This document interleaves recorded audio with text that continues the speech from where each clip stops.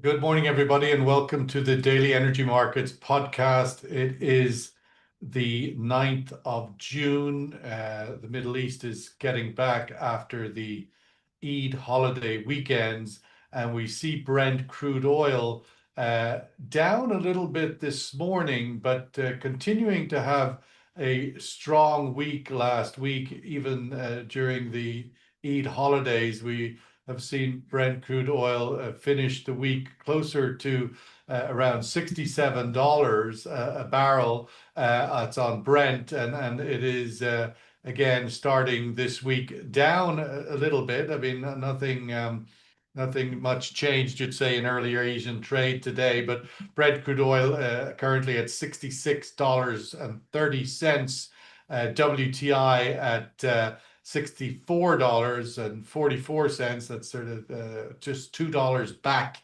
That gap between Brent and WTI is a little bit smaller than it usually or has been recently. Let's kick off, as always, Monday morning with Omar Najia, derivatives trader at BB Energy. Omar, your thoughts on this oil price? Stronger than expected in some ways, given all of the backdrop. Yeah. Basically, I think that oil has had ample opportunity to drop and it's just not doing it.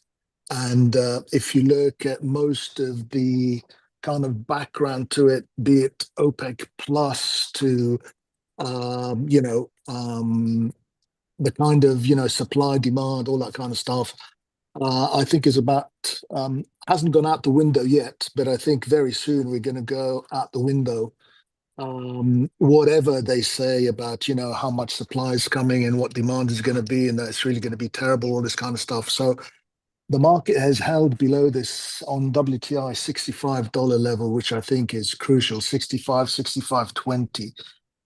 If we break above that, then we have like a 200-day moving average comes in at 68, and the most important number is a plus or minus $72, which goes back to September 2023. Now, if we start, I think basically for now we have to go up a minimum of, like, let's say from 64.50 now to about $66 on WTI, and then we see. But if we start moving higher than that, I think whatever's going on in terms of quote unquote fundamentals, I think basically you're going to see a huge, gigantic tsunami-like wave of short covering that's going to come and rip everybody's head clean off, as Clint Eastwood used to say. So I would be very, very, very cautious. Unfortunately, there's a lot of people short. I'm still net short, but that is going to start to turn around, I think, because when something has had ample opportunity to kind of dive and it refuses to do so, I think it's trying to tell you something. So I think max pain is to the upside, and I think basically if we do scream up, $5, $6, $7, $8 higher, then everybody's going to be looking at everybody else and saying, I don't get it, I don't understand. So it seems to me that it's setting up that way. I still hold that hope. But if we get much further than 60, 66, 68 kind of dollars, we start going over that 200-day moving average, then I think you're going to see mass panic to the upside. Let's welcome David Fife, chief economist at Argus Media. David, all said and done, Brent crude oil is going to average about $70 a barrel in the first half of this year. We're nearly halfway through June now, so bar some major shock horror, not that one rule set out these days, but ultimately we're looking at a $70 average for Brent in the first half of the year. You'd have to say oil producers would be delighted with that number, given everything that's gone on, this new increase supply strategy. Looking to the second half, do you think one could be as optimistic? Well, good morning. And yeah, I think you're right. $70 average for the first half of the year, given the sort of geopolitical and policy-related uncertainty coming into the year, the inauguration of the Trump administration, trade war, or at least skirmishing, shall we say, around trade. I think OPEC Plus would be very happy with that. I mean, I think the Saudis and others are now starting to test this market. We've got the accelerated return of barrels, May, June, July. If you look at the sort of a view of demand growth of, at best, about 900,000 or 1 million barrels per day this year on year, there may actually be some downside to that if Trump trade policy becomes more aggressive again. We see the market being pretty prone to surplus in the second half of the year. That surplus in the second half could be 800,000 or 900,000 barrels a day. That's starting to become material. Now, can that be absorbed into inventories and seem like a positive thing, given the ability? This is the issue. I mean, OECD inventory is still relatively tight, so there is some support there. We've also got some strategic storage that needs to be filled in China and elsewhere. So, we wouldn't see the price necessarily falling out of bed, but we do think that there is an extent to which the Saudis and their core Middle East Gulf allies are sort of testing this market and testing some of their fellow OPEC Plus members. So, we think there is a bit of downside to prices, but it doesn't necessarily need to lead to a price collapse. Looking at where the consumer end of this is, Yuri Humber, founder and president, Japan NRG platform, the Yuri Group in Tokyo. Yuri, looking at Japan and all of these trade sort of stresses that are going on, seems to be reflected, or the Japanese bond market, like the US Treasury market, showing signs of stress with all of this turbulence and unpredictability around the trade wars, etc. Your thoughts on Japan, or the demand side of the world, the demand side of the energy equation, whether it be oil or gas, holding up, the macro picture holding up in Asia under all these stresses? Thanks very much, Sean. Yep. Good morning, good afternoon to everyone.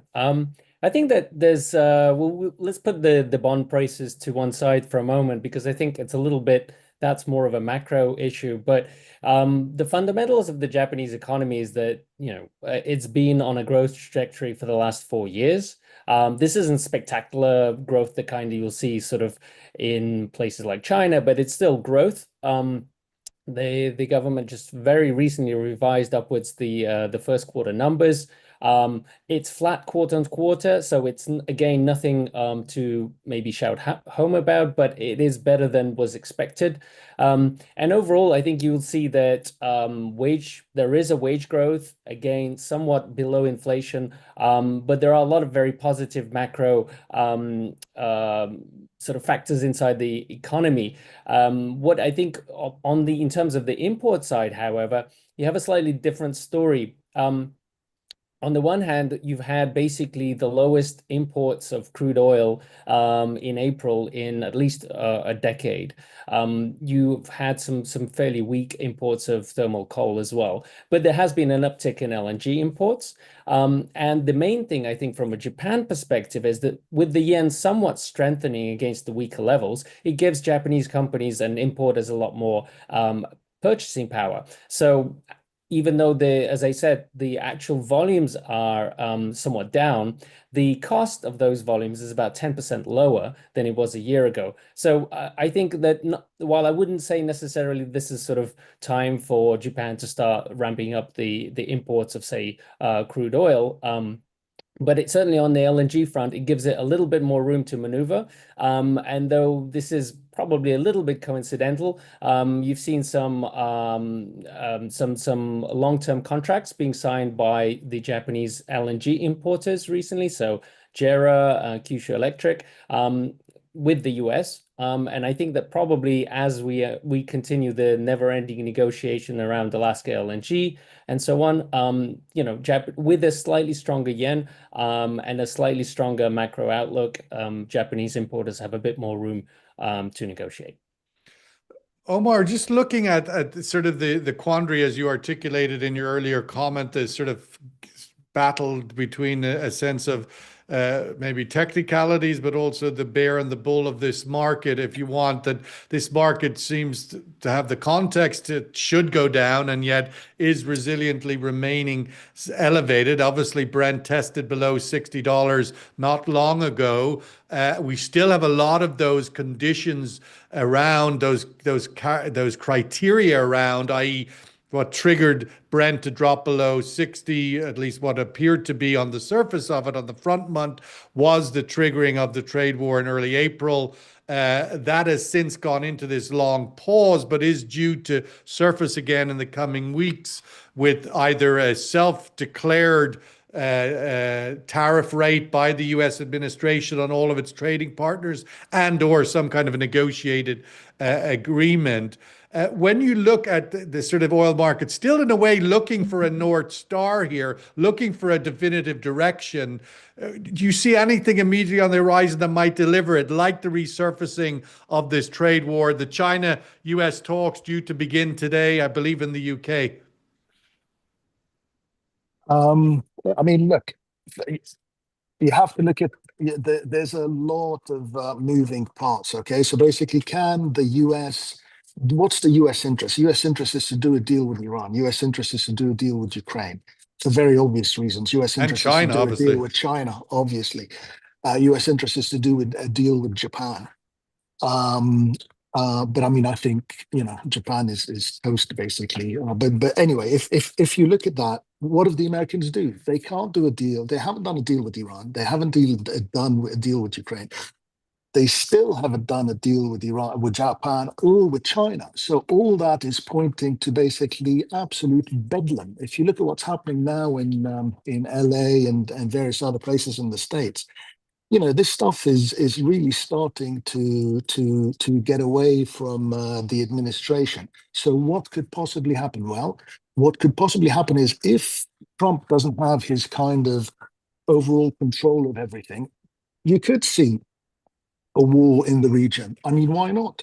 You get a few crazy. I mean, Senator Lindsey Graham is saying, Israel should bomb Iran and we should help them and all this kind of stuff, right? Then he's saying that we should impose 500% tariffs. You impose 500% tariffs on anybody who deals in anything with Russia. It means an embargo of Russia.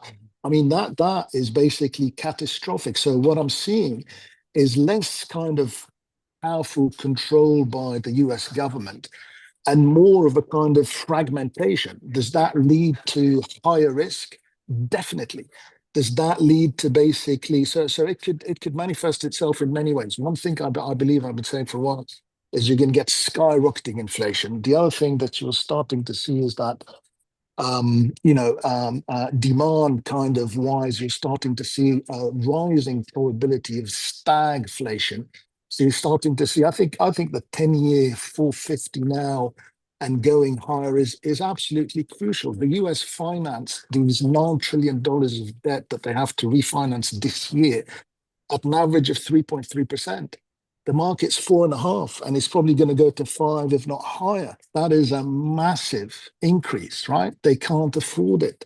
So the only thing they can do, the only thing the US can do is cut or basically grow or basically print. So they're not cutting. That's why Elon and Trump had that massive fight. They're not going to grow. What do you mean, cutting rates? No, cutting government spending, right? They can't cut government spending because Doge is out the window. That's why they had the fight. They can't grow their way out of the economy because look at what's happening with China, Japan, the EU, all the rest of it. Demand is just not there. And the dollar's falling and rates are rising because nobody wants to buy treasuries. So the last thing they have is what they've always done since year dot, which is basically print. So you're going to get massive inflation that comes along. And the only question is it going to be inflation with demand or is it going to be inflation without demand, which is stagflation? So I think, oil prices are the only thing that's basically being a counterweight to the inflationary forces in all the world, from all equity prices to gold prices, to property prices. The only deflationary thing that's basically a counterweight to all that is oil. So if oil starts to basically rise, and you see gasoline prices at whatever they are in the States, and people start tearing their hair out, I think that's going to send a massive signal to the market that inflationary price. And then what's the US going to do? The only thing the Fed can do is help the Treasury by cutting rates in the face of higher inflation, cutting rates because they can't afford to borrow. Well, So David, on this point, I mean, a lot of the macro picture there that the shoes are to drop in the not too distant future on a number of those issues mentioned by Omar. But most immediately, we have the G7 summit this week, the first of the Trump administration, hosted by Canada, the so-called 51st state, etc. How do you see that event? Does it provide a gateway to some stability, predictability, calm all of this down, or the opposite? Your thoughts on G7 at this time and how it can deliver or what it needs to deliver? Well, it's a little bit of a broken edifice at the moment. I mean, the US has really sort of thrown quite a lot of toys out of the pram, if I can mix metaphors there. There had been some expectation that the G7 would look again at incremental sanctions on Russia. Europe has certainly been chasing that fairly hard and looking at lowering the price cap on Russian exports. So far, the US has proven to be very unwilling to go along with that. We have that bill going through Congress with the 500% tariff on purchases of Russian energy. It's still not at all certain to me that President Trump is going to sign that.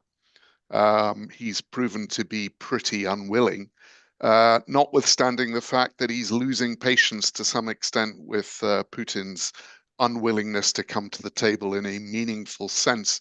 So, could that element... Any chance the Senate could come in and undermine Trump's posture there?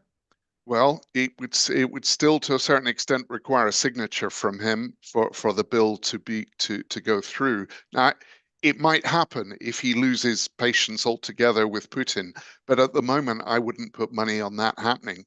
And so we have the prospect, and Omar was talking about some of the elements that are supportive of price.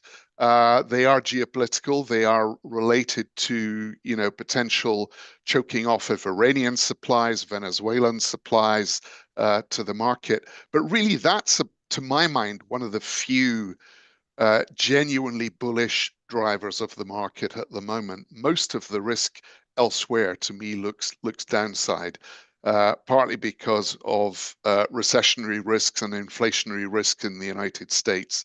There is a non-negligible risk of some sort of bond market issue occurring and an exodus of money from US assets. And a lot of people have been flagging that. And obviously, if that happens, that's pretty negative from a macroeconomic standpoint. So we're on a bit of a tightrope at the moment.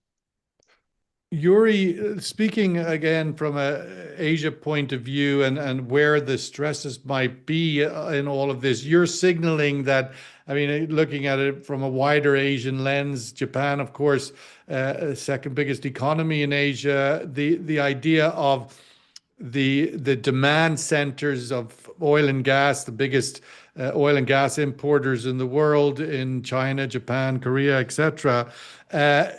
Does this hold? Does the macro picture across Asia hold? This lower energy price is ultimately a positive and gives these economies a break. How do you see that going into the second half of the year, this critical demand region for oil and gas in the world, and underpins ultimately the price point? Well, from a Japan perspective, obviously reliant on oil and gas and coal imports for the majority of its primary energy. So Japan is very sensitive to the price, and therefore a lower global price works out as a positive for the economy. But China, for example, is a lot less sensitive to that. I think we've all seen how much it cut back LNG imports since the tariffs came in. It also has a lot more options in terms of where it secures its gas, not with, including its own domestic reserves. And I think we've seen some of the fastest growth in domestic gas production in China for a while, and also record coal production too. So I think that on the whole, there is one of the biggest, I suppose, risks is beyond what David added with the obviously with the move away from the US debt. That would be a massive downside. But I think well, that is happening. I mean, that's what the bond markets are telling us in terms of we have a big auction this week in the US. It's not a big in the size of scale like the trillions that was mentioned earlier by Omar, but there is a $10 billion 30-year bond treasury auction this week, which is the weakest end of the curve. And that will certainly send signs as to the scale of the retreat from at least the long end of the curve in the US treasuries. And then look, that's a huge factor for Japan, which is the biggest holder of US treasuries, I believe, at this moment. Yeah, over $1 trillion in Japan. Exactly. So, I think that the while on the certain front, China has some protection against what happens in the US. Japan is a lot more tied in with the US economy in terms of investment, in terms of bonds, in terms of global energy prices. As I said earlier, right now, Japan's macro picture isn't so bad, despite some of the. Well, it's had a contraction in the first quarter. No, we could it's be zero. facing. That they've revised it upwards, so there is no contract. It's a quarter zero. Okay. Move. So, as I said, it's not that this is a fantastically, fast-growing economy, but it is on a somewhat growth potential trajectory. But if and lower energy prices obviously help. But if the overall US demand picture worsens, if the bond market in the US worsens, then obviously these factors have a massive impact on Japan. And I suppose that on top of everything, if we're talking about such drastic measures as 500% tariffs on anyone that deals with Russia. I mean, how many economies in the world don't deal with Russia? How many economies, including Japan, Europe, right? which is So it's basically everybody, but it's such a huge play in energy and metals markets. But the likelihood of that happening seems still quite remote in the immediate term. But never rule out where this negotiation with Russia and the US is going. But it's still on the remoter end of things. But what is very real and imminent, of course, is the outlook for unilaterally imposed tariffs on Japan and on the rest of Asia. China is dealing with the US today, and they seem to be stumbling their way towards some sort of agreed outcome, whereas the rest of the world, Japan included, seems to be in a kind of a suspended space where Trump could wake up at the end of June when the 90 days expires and say, okay, your tariff is going to be X, 20% or whatever it is. Can Japan handle that sort of unilaterally imposed number without it being negotiated? Not very well, but you see, Japan's biggest problem right now is that, we talk about the US as if it's one position, but for example, as reported in Japanese media, a Japanese side is in talks with the US, and there are 3 people on the US side leading those talks, and these 3 people have different opinions and different focus points, and at one point reportedly started arguing between themselves in front of the Japanese side. That makes it very difficult to really conclude negotiations. And I think while Japan has shown a strong willingness to try and meet halfway, to find a compromise, there are certain red lines, and absolutely, doubling tariffs and slapping further tariffs on auto, steel, etc., isn't going to make it very easy for the Japanese government as it goes into upper house elections. Or for any, for that matter, because there's 150 countries waiting for this number, because it doesn't seem like this is going to be done through, well, it's impossible to negotiate with that many countries and get to something within, 900 days, never mind 90 days. Let's go to the survey question, which is tackling a sense of outlook for the second half of the year. Brent crude oil will end up to average around $70 in the first half of 2025. What will it average closest to in the second half of this year? $80 on Brent, $70, 60 or 50. Which of these four will it average in the second half of the year? Not the average for the whole year, but the average for the second half of the year. What will that look like closest to one of these round numbers? Omar, just to wrap up, and we've not a lot of time to go around the table again, but the big event last week, if for no other reason but the drama and the spectacle of it, is the Trump-Musk divorce. Is this anything we should be concerned about? Is it, or just a bit of entertainment, another noise in the Trumpian universe, or do you think there's more substance to it? No, I think it's critical. It's between basically people who want to cut US spending and a complete rejection of that. And you know, the BBB bill basically says that, you know, they're going to add like $3.5 trillion to the deficit. Now, people say, no, the bill actually is cutting. So what they do is they front load all the tax cuts, tax breaks, all this kind of stuff now. And then in 5 years, when Trump is out of office and there's a new administration, then the cuts come in. I mean, that's just, it's not idiotic. It's done on purpose. So nobody believes that, and nor does basically Musk. So the forces between, you know, keep spending lower, cut spending, manage whatever, and let's just spend away. And there's no, you know, I mean, he's talking about lifting any kind of deficit ceiling, you know, with Elizabeth Warren, right? They said, we agree, blah, blah, blah. I think basically they're going to do what they've always done, which is spend massively. And just one word on Japan. Japan has a debt to GDP ratio of like 280%. You know, the government owns. So the US is a long way to go. Man, Jesus. I mean, yeah. So basically, I think what you're going to see is a US that's going to become Japan-like. So the Fed, like the BOJ, is going to own everything. Is going to own all the bonds. Is going to own all the equity. It's going to go, which is why the best performing equity in Japan is not, you know, Nissan or whatever, Tokyo, I don't know what, or Toyota. Metaplanet, you know, Metaplanet, best performing and most liquid Japanese stock. I think that's telling you a lot. David, same to you. Your thoughts on the Musk-Trump divorce. Is it more theater than reality? Is it even staged? Is it serious? Your thoughts on it, how we should be digesting it? Well, I think it was, in a sense, predictable. When you have, different sides of the sort of view on fiscal policy, essentially. So it's not surprising that sort of break has happened.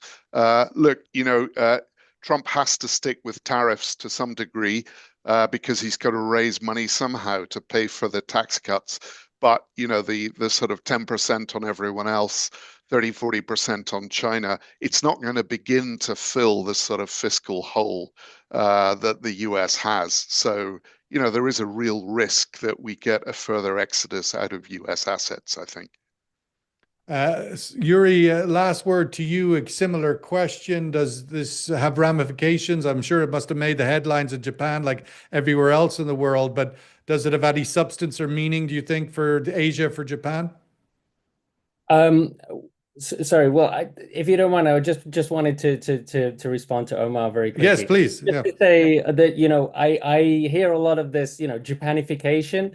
It has become a bit of a meme. But you know what? Japan is a pretty stable economy, pretty stable political system. I know people have been, there's a whole graveyard of investors who have been betting against Japan debt for the last 20, 30 years. So, you know, if the US reaches this level of stability, it isn't all bad. Do you think it can reach this level of debt to GDP, though? Is there something unique about Japan that makes it? Can I just say also the population in Japan is finished. I mean, you know, there's not going to be enough people anymore. You know, they've got a real problem. They can keep a demographic issue amongst the list of challenges. But Yuri, go ahead.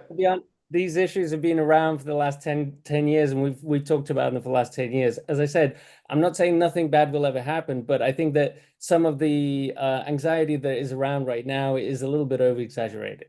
On the Musk Trump divorce, does this have any ramifications? Entertainment value more than substantial value for Asia, for Japan? I think at this moment it's a little bit more entertainment because it's about it's about understanding what ramifications will actually have on policy from a Japan perspective. This room is seeing $60 Brent for the second half of the year. We'll post that on social, see if the rest of the world agrees. It certainly seems like a lot of the chickens are going to come home to roost, as the saying goes, for the second half of the year. So all this supply increase from OPEC Plus, which it looks like it's going to continue into July and August, all of that starts to put a heavy weight on the oil markets in the second half. But we've seen it defy gravity in the last few months, kind of continue to do so. We'll have to wait and see. David Fife, thank you so much. As always, great to have your voice at the table. Omar Najia in Dubai and Yuri Humber in Tokyo, all around the world in 30 minutes. No other podcast does it. We're proud to do it every day at 10:30 UAE time. Thank you and all the best. Bye now.